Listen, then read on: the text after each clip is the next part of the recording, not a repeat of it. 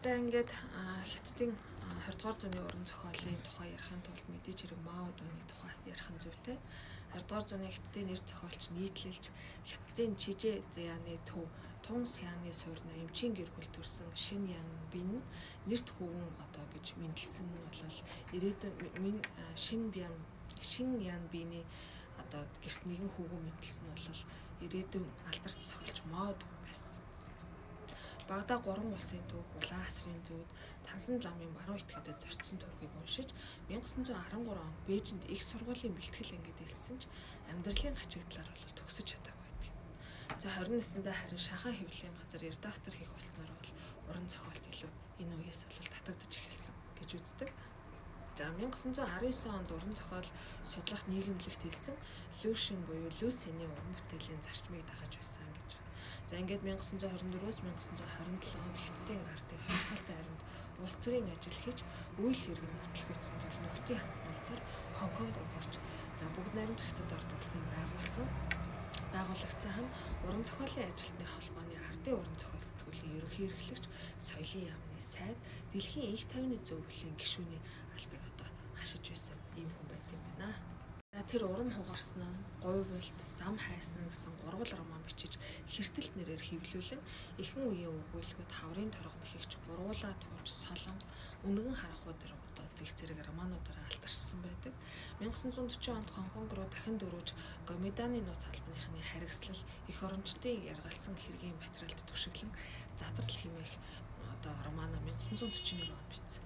За Люшиний тухай болон уран бүтээлийн ихэнх баруун орны уран зохиол Хятадын домог зэрэг өгүүлбэрүүд нь бол уран сайхны нийтлэл шүүмжлэлийн бүтээлүүдийг бичиж Үнэн харахууд романда Хятадын эдийн засгийн гол салбар удирдах байр суурийг гадныхын төгснөөр үндэснийх нь аж үйлдвэрийн хөгжил цаа дотор очруулж үндэсний хөрөнгөтөн ба газрын эзэдийн амиа хичээсэн хоншгүй зан төрхийг бол ихээхэн хурцаар шүүмжилж ингэж бичижсэн нь эдгээр зохиолуудаас харагддаг. За дараагийн уран бүтээлч бол Лао Шин байгаа. За 20 дугаар зууны нэр зохиолчдын нэг Бээжинд ядуу гэр бүлд мэндэлсэн боловч 1913 онд багшийн дунд сургуулийн Хятад хэл уран зохиолын ангид суралцаж сонгодог бичгийн хэл Виньянаар шүлэг хүрнэл зохиол бол байх уу буюу ярианы хэлээр бичиж байсан. За Виньяныг бодвол тариачдад илүү ойлгомжтой байсан гэж үздэг. 1924 онд Лондоны дорн техник хүрээлэнд Нанхайд хэл уран зохиолын багшаар өргөдөн ажилласнаар дэлхийн сонгодог уран зохиолтой танилцаж англичуудын арьс өнгөөр ялхарлан одоо үзэлд дургуйцаж бүх дэлхийд Хятад улс түүний ард түмнийг агуу их гэдгийг харуулах хүслээр уран зохиолын одоо замлаар сонгосон гэж Лао Шинийг үздэг. Лао Шины уран бүтээлээс 1935 онд бичигдсэн Рикша хэмээх одоо бүтээл байгаа.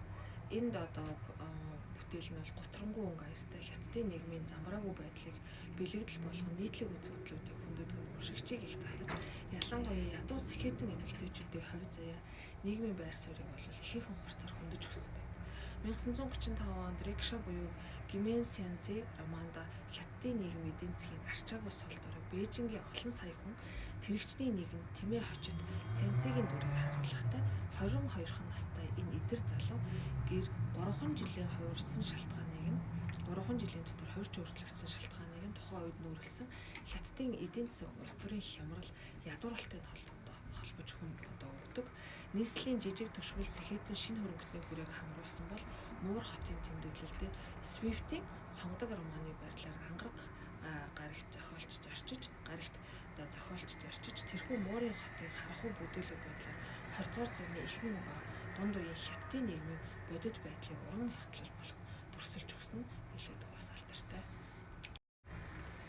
За дараагийн зохиолч бол Ван Мин байгаа. За Ван Мин бол Хятадын орчин үеийн уран зохиолын харамгай төлөөлөгч, нийслэл Сэхэтний гэр бүлд төрсэн. Уран бүтээлээ бол 1950-аад оноос эхэлж 1958 онд баруунтан гэгдэж Шинжаан уйгурын хязгаарт цөллөгдөн 20 жил суугаад 1979 онд бол цагаагдаж нийслэл төрж уран зохиол сэтгүүл зүйн ажлыг эхлүүлж исэн ийм уран бүтээлч байдаг. За түүний хувирал буюу эвлүүлдэг зурган тоглоом романыг өрөндийн уран зохиолд модернизмын хүрээнд дэлгэрсэн ухамсарын урсгалд бол хамруулж үздэг байна. Романы баатар Би 46 настай эрдэмтэн Ници Зав одоо Европын нэгэн орноор аялах замдаа эх орныхаа түүхэн хувь заяа туулсан хүнд замыг одоо дүгнсэн. За түүнийг бага насныхаа амьдралын байдалтай хослуулж шүлжсэн зохиомжийг бол ашигласан юм байдаг. За романы үйл явдал нь бол янз бүрийн дурсамж, дурдтгал бодлуудыг тодорхой журам, дэс дараалалд оруулахгүйгээр чөлөөтэй өрнүүлж үйл явдалд хамрах баримтуудыг нь өгүүлэх түүний гол шугамын дагуу шаардлагатай бүр газар бүрдэн чөлөөтэй байр суурь бичлэг нь Европын ухамсарын урсгалын зарчим зөв Хятадын уран зохиолд анх ашигласан алхам байсан гэж байна.